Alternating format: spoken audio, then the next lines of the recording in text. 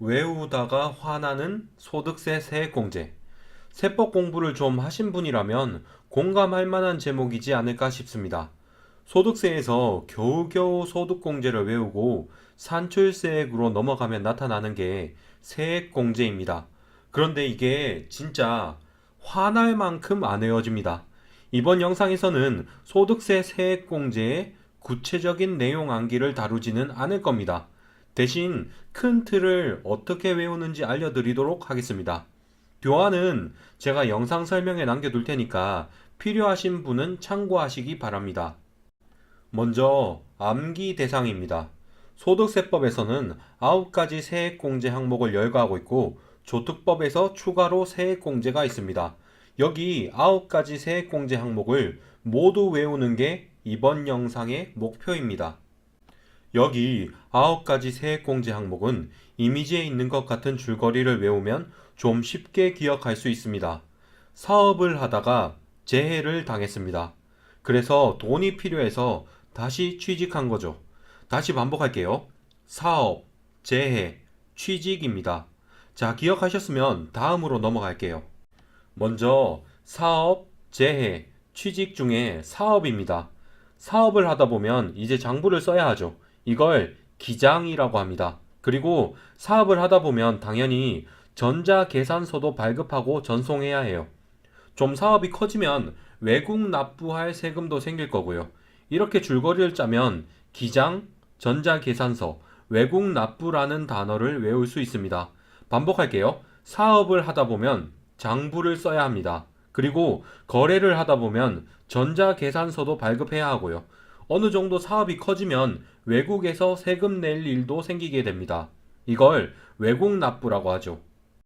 아까 전에는 사업에 대해서 이야기하면서 기장, 전자계산서, 외국 납부라는 것을 외웠어요. 이제는 사업 이후에 재해를 입은 이야기로 넘어갑니다. 처음에 사업, 재해, 취업이라는 세 단계 스토리를 말씀드린 것 기억하실 겁니다. 사업을 잘하고 있었는데 갑자기 천재지변이 일어나서 재해 손실이 생겼습니다. 당장 사업을 할 수가 없네요. 돈줄이 막히니까 갑자기 지출이 생각납니다. 당장 자녀 양육비가 고민입니다. 게다가 정기적으로 나가던 특별 지출도 부담스럽기 시작합니다. 평소에 보험료, 의료비, 교육비도 정기적으로 쓰고 있었고 심지어 교회에 11조로 기부금도 냈었거든요. 자, 다시 반복할게요. 사업을 하다가 재해를 입었습니다. 재해 손실이 생기니까 돈 나갈 일이 생각납니다. 당장 자녀 양육비가 고민됩니다. 그리고 보험료, 의료비, 교육비, 기부금처럼 평소에 정기적으로 내던 특별 지출도 고민이에요. 이렇게 암기하면 재해 손실, 자녀, 특별이라는 단어를 좀 더 쉽게 외울 수 있습니다. 사업을 하다가 재해를 당했고 이제 취업을 고민해야 할 시기입니다. 당장 연금 계좌를 열어보니 얼마 있나 보니까 시원찮습니다. 안 되겠다 싶어서 이제 취업해서 근로자가 됩니다. 근로자가 됐어도 빨리 만회를 해야 하니까 주식에 투자를 합니다. 주식에 투자하면 어찌됐건 근로소득 외에도 배당이 있을 테니까요. 반복할게요. 연금 계좌를 열어보니까 돈이 시원찮아서 근로자가 되기로 합니다. 직장인들이 다들 주식 투자하니까 나도 만회를 위해서 주식 투자를 합니다. 주식이 있으면 월급 외에도 배당을 받게 되니까요.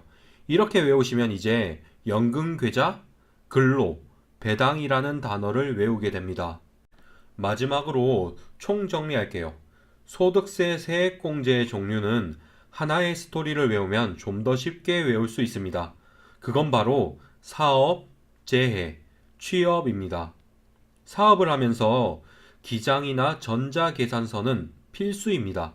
그러다가 사업이 좀 커지면 외국에 세금도 내는 외국 납부를 할 수도 있고요. 그런데 재해를 입었습니다. 재해 손실이 생기니까 지출을 생각하게 됩니다. 당장 자녀 양육비가 걱정되고 이전에 특별 지출로 분류했던 고정 비용도 고민되네요. 그래서 연금 계좌를 살펴봤는데 그리 돈이 별로 없습니다. 안 되겠어서 근로자가 되기로 합니다. 그래도 만회를 해야 하니까 받은 월급으로 주식을 사고 배당을 좀 받기로 합니다. 이렇게 하면 세액 공제 9가지를 모두 외울 수 있습니다. 이상으로 영상을 마치겠습니다. 야매식 암기법은 학술적으로 엄밀한 내용이 아닌 암기 요령을 정리한 콘텐츠입니다. 예비 합격자 여러분 시청해 주셔서 감사합니다.